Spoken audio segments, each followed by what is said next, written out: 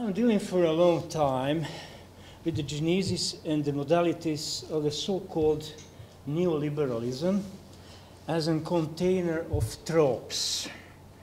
Here I'm just determined to address the selected issue in relation to the epistemology of seeing and blindness with some aspects of economic theology. The thoughts that are presented here are inspired by certain considerations of Foucault and Agamben, but with critical intentions. So, neoliberalism is a Kampfbegriff. It must be constantly re-articulated through more or less precarious discursive processes. I have in mind here only an undemanding and operational quasi-definition. Neoliberalism is treated by its proponents as a crisis-ridden phenomenon, as an attempt to rethink the liberalism after the demonstrated weakness during the 20th century. So neoliberalism doesn't have its own substance, it is only a replica, therefore it is necessary undetermined. Put in a nutshell, I believe that neoliberalism is the doctrine that suggests, first, the communism is more dangerous than fascism. Consequently, a civilization is to be permanently saved from communism, even with the instrumentarium of fascism. Two, neoliberal dictatorship is more preferable than the democratic Leviathan. Third, neoliberalism appears to be as an as-if logic. We are to behave as if all men are true-going competitive and entrepreneurial subjects. So let's see these 3 points. First assertion evokes the old claim of Ludwig von Mises, or the famous representative of this thinking.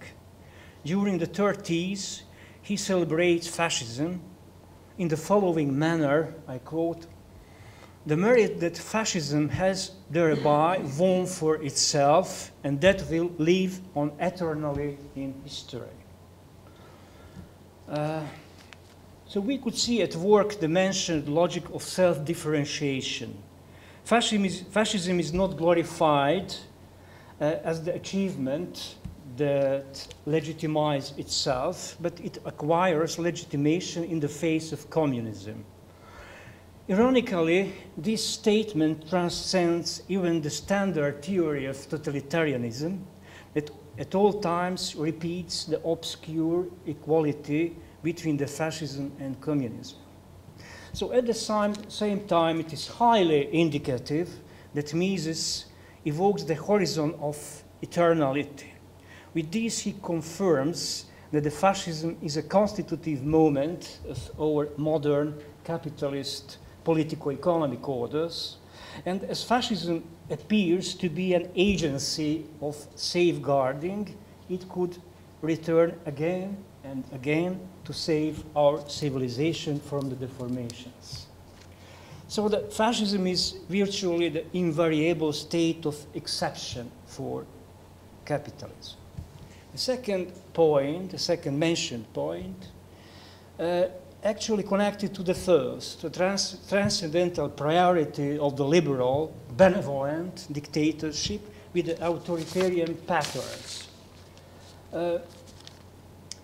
The problem is that while neoliberalism maintains and even intensifies the liberal valorization of economic rationality, it no longer subscribes to the naturalist ontology of the classical liberalism, but rather posits it as a construct produced in the governmental practices that establish quasi-market forms of life in various spheres of the society between quasi-entrepreneurial agents. Yet, as a result of this inscription, neoliberalism becomes formally indistinct from Stalinism, which after all also sought to govern society in the name of economy. It therefore faced the same problem of what is to be done with the given forms of life that are heterogeneous to the neoliberal economic rationality. It also frequently resorts to the same solution of the distraction of the immanent rationalities of ordering and management in various domains and the reconstitution of the domains in question of the quasi-enterprises.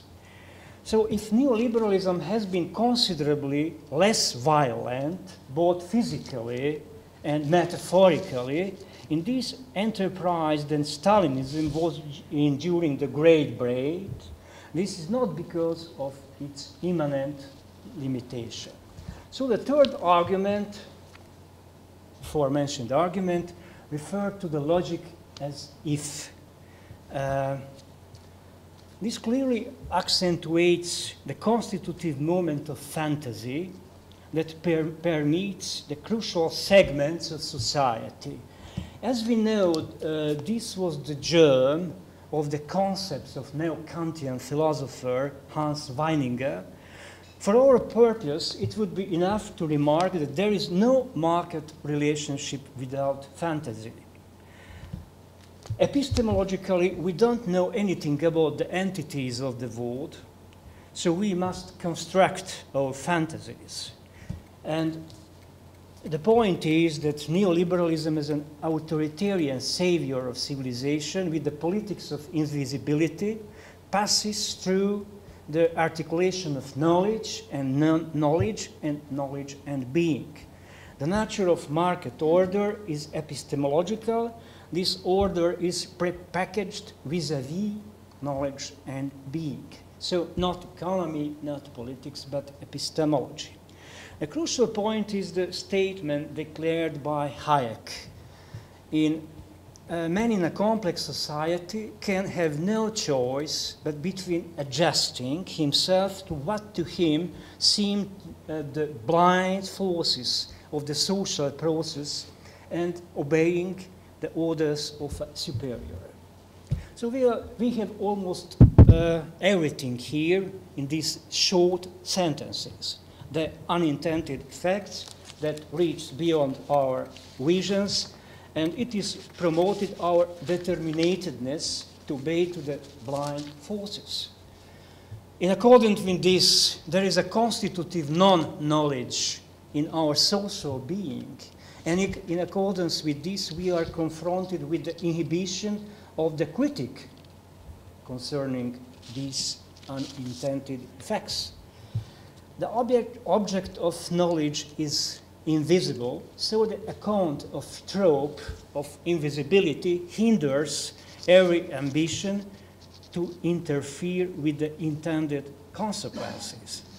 This, in fact, the standard neoliberal imaginary of market, filled with the decentralized agentic subjectivities and her incentive structures, there is a politics of invisible hand embedded in the neoliberalism that seeks religious legitimation.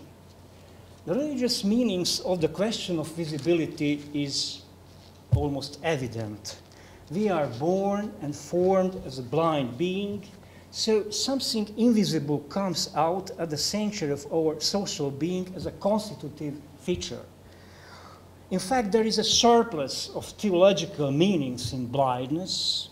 Just revoke the Lucifer's rebellion, treated paradigmatically by John Milton. Blindness proved to be at the same time the deprivation and productive blindness. In fact, it appears as the gift of God. But see the trope of invisible hand. We should point that the philosophical background for these verdicts is the well-known metaphor connected to the father of modern economic reflection, to Adam Smith, namely invisible hand, just to mention that the hand is filled with a lot of theological meanings too. Yet, despite the fact that Smith is supposed to be the keen founder of this metaphor, he mentions this trope incidentally. We will stand for a moment at Shakespeare to interpret the significant detail that Smith could be inspired by Shakespeare. I read only this intriguing sentence from Macbeth. I am reading a calm, ceiling night, scarf up the tender eye of pitiful day, and with thy bloody and invisible hand, cancel and tear to pieces that great bond which keeps me pale. So here we could see again an account that covers important dimensions, the ceiling night and blindness, and in addition the invisible hand that is in connection with the blood. In any case, invisible hand could not function without blood. It must be submerged in the circulation of blood. What is indubitable that Smith, who knows Shakespeare very well, does not offer any coherent doctrine of invisible hand. From time to time, we could observe that he's extremely skeptical in relation to the invisibility. But it is true that he experiments with the embodied and disembodied moduses of invisible hand. But the problem is that we cannot get rid of some confusions and dilemmas with this. In fact, we should emphasize that there is an enforcing invisible hand that shapes and forms the social hierarchies, configurations of power, etc. The practice of this enforcement connected to the invisible hand is, from my point of view, understated by Foucault and Agamben. It is indicative fact that Smith sides with the military commitments, even against the dominance of commercial spirits. He propagates authoritarian measure in relation to the propertyless people, structurally exploited, and he's absolutely the part of the tradition that generates the fear concerning the masses. If we could say that Smith is the retrospectively postulated hero of neoliberalism, he's the predecessor related to the continuity between the market and the authoritarian making of people. Furthermore, it is questionable and uncertain that Smith associates the prohibition of the vision of the wholeness that spiritualizes the exchange. That is, the neoliberalism must reinterpret Smith and understand him better than he understands himself to forbidden the vision of social body. Additionally, it is not to be ignored that in accordance with the meaning of classical Latin word invisibilis, cecus, that means blind, there is naturally a mutual relation between the blindness and invisibility. As a result, there is a clear correlation between the invisibility and blindness. In two, the blindness appears as the mirroring effects of invisibility. So without the theological component, market does not have any authority. Only the invisibility opens up the authentic seeing. In this sense, the blindness is the precondition for the order. So the issue is how much blindness should exist. Here we could just remind us the old assumption of Althusser made in his reading of Marx's Capital, namely the classical theory of vision is forced to be distressed by the fact that the light of vision comes simultaneously by the eye and the object too. And it is not accident that in this textual environment of Althusser, argumentations appears Foucault as the thinker who substantially contributes to the formulation of the relationship between the visibility and invisibility. Our task here is only to conceive certain trajectories of his work that are related to the genealogy of Western biopolitics and governmentality with the issue of invisibility and visibility in the liberal account of the world. So it is not difficult to evoke the meaning of economic theology in his opus. As a result, we bear in mind that his conceptualization of the Western genealogy of governmentality is deeply implanted into the theological fields. Just bring to mind the crucial impact of Judeo-Christian tradition and Christian practice of pastoral power on the modern governmental rationality, culminating in liberalism. Foucault explicitly affirms the fact that the pastorate and government of man is determined by the intention to introduce or impose the economy or the form of power in the form of economy. This brings out, undoubtedly, the economizing of the pastorate, even though Foucault does not draw the theological aspects of oikonomia. So let me concentrate only one aspect. From my perspective, Foucault demonstrates the strong ambivalences of the politics of love, led by the name of Christianity that is so frequently propagated today. The vicious association between the biopolitics and governmental intelligibility reveals the paternalistic authoritarianism of the making of people. The experts of care in the name of the apparatus of love are described in the context of submission and production of new social fleets. Foucault's finalized genealogy of government is terminated in the explication of the liberal and neoliberal governmentality that produce a new type of rationality and intelligibility. Of course, he shows that neoliberalism is not a pure mutation concerning the liberalism. Firstly, we have the illiberalism. We have the projection of man determined by the anthropological propensity to exchange. Secondly, in neoliberalism, we have the greed of competition broadened to totality. It seems to me that the essential component is missing in Foucault. Neoliberalism evokes the combination of theological and physical power. The theological power of invisibility is enveloped by the physical power of predatorship, metaphorized as the man-hunting is a very frequently term in today's discourses. In this way, neoliberal wars are proved to be more than empirical phenomenon. It shed light on the substance of the ordering capacities of neoliberalism.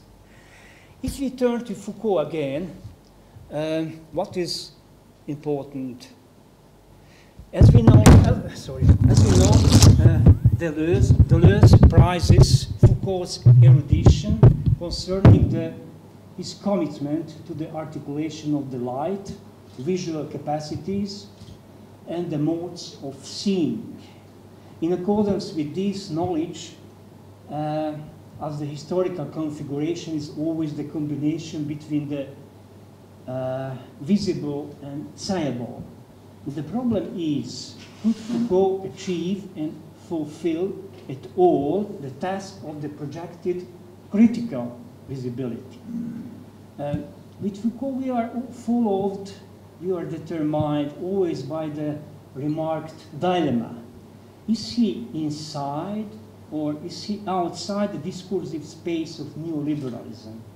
It seems that at the definitive points of his argumentation, he uses a non-reflected notion of visibility and accept the self-understanding of liberalism in relation to the visibility. Of course, he reorientates our side from the standard juridical determination of liberalism to the governmental rationalities that frames the interpenetration of politics and economics. And of course, this is the crucial step further regarding to the self-understanding of liberalism. But the problem is that Foucault at the same time reveals the built-in governmentality structure of liberalism and accept the galaxy of liberalism. He repeatedly informs us on the politics of truth of liberalism, but it seems that he practices the self-understanding of liberalism that makes vague his relationship to neoliberalism too. So at the basis, he's rejecting of the economic sovereignty and the referring to the epistemological ultima ratio of market. The market embodies the site of invisibility that deconstructs our epistemological capacities concerning the truth. This explains the fact that Foucault does not account the fact that neoliberalism in fact reintroduces the political-economic sovereignty. Foucault leaves us in the darkness concerning the fact that there is a co-evolution and convergence between the seeing machine of Bentham's panopticon and the market order. The principle is the same in both cases, to see but without being seen. The counter-concept, the counter-politics of visibility, needs not the mobilizing of the trope of invisibility of markets or the impossibility of the economic sovereignty, but the depiction of market as the producer of visibility, as machine of seeing and inspection, and finally as a fractal panopticon that ceaselessly produces our identity in accordance with the governmental rationality. So neoliberalism is not heterogeneous to liberalism, but it incessantly must reconquer the liberalism to empower the market-mediated freedom. Panopticon is the lowest common denominator. Adam Smith's philosophical project that always combines the coercion for example by compulsory practice in education in military spheres with the natural harmonies connected to the invisibility. Let's see Agamben. For Agamben, the whole problem of invisibility appears within his conceptualization of the Western tradition from the perspective what he calls providential machine. Agamben, in fact, keeps a trajectory drawn by Foucault, but at the important points, he re-articulates Foucault's endeavors. He evokes the argumentation of French philosopher in the light of Oikonomia Psychon, but disapproves Foucault's silence on the providentiality. There is, in accordance with him, genealogical continuity between the modern governmental soul and the old Christian providential oikonomia. This is a manifestly posted economic theology that is presented as the active mechanism within the modernity. So we have forceful steps that put Foucault's biopolitical investment in the life of modern citizens into the divine, sacred governmentality, or we could say that the whole issues of the governmentality is pushed back to the archaeological sources of Christianity. In fact, Agamben makes a strong link between the Trinitarian theology and oikonomia, between the activity of administration and the creation of the world. Italian philosopher leads us through the various theological reflection to the modern understanding of sovereignty and biopolitics. In fact, to the paternalistic cure and care of the population, the safety of property, this whole security complex of modernity or postmodernity.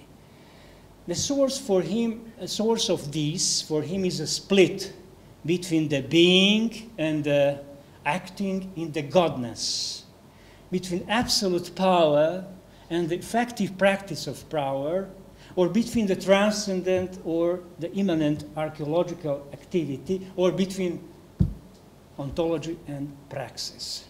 Finally, we get the double formula of power that corrects Agamben's earlier conflation between biopolitics and sovereignty. In line with this, the whole history appears in the context of the mystery of economy. Therefore, Christ acts as the economist of the salvation and the glory of the Father. Agamben, in fact, presents the original inability of God that lies at the heart of its absolute omnipotence, which is the inability to govern, or rather there is her primal dependence on inherent governmentality in the fabrication of the social order. The economy for Agamben is always anarchical, so that is, its foundation could not be found in God. In fact, the whole conceptualization of the mystery of economy, the fracture between the being and praxis, begins here. Anarchy plays a double role. It is a source for the providential government practice and the destination. The important fact to the tied to Agamben's argumentations is the re-articulation of the status of knowledge vis-à-vis the anarchical economy. This knowledge is positioned concerning to the Aristotle's account of the family relation between parents and children, husband and wife. For Agamben, this type of knowledge is situated outside the bounded roles and science. And the mystery of economy and the invisibility is connected to this non-epistemic, non-ontologic knowledge. Therefore, the providential machine is filled with the pragmatic managerial knowledge. In other words, providential theological machine in the modern world is geared toward an order organized by the contingent game of immanent effects. In this sense, the Smithian trope of invisibility, the invisible hand is treated as the operation of the immanent principle. In addition, Agamben articulates the rich metaphorology of the hand, referring to the hand signed in different theological sources. And as far as we can see the nexus between the kingdom and government, intra-divine trinity and economic trinity, this mentioned machine functions in order to link, to connect transcendence and immanence. And liberalism is elaborated as the tendency within the economy that generates the domination of the immanent order. And even if liberalism plays of the divinity, the economy remains as the heir of the providential paradigm. Interestingly and strangely, Agamben, in his linearly shaped ontological archaeology concerning the economic operativity in the transatlantic civilization, avoids any confrontation with the money and its very what-ifs, that is the indispensable dimension of economic theology, or the theologizing of economy. Because it is almost impossible to think on the economic theology without the account of the movement of abstraction embodied in money. And what is more, in the neoliberal capitalism, the opacity of the moment of money and its derivatives and the knowledge on these appears to be crucial. The double machine that includes the sovereignty and biopolitics is not to be treated without the money. The monetary sphere needs the account of dispositive through which sovereignty is inscribed in biopower. Agamben ignores the biopolitical opportunities of money, enveloped by its crematistic potentialities, and deprives us from the possibility to consider the connection between life and visibility determined by the monetary sovereignty. Without the politics of invisibility, it is impossible to develop a critique in relation to neoliberalism.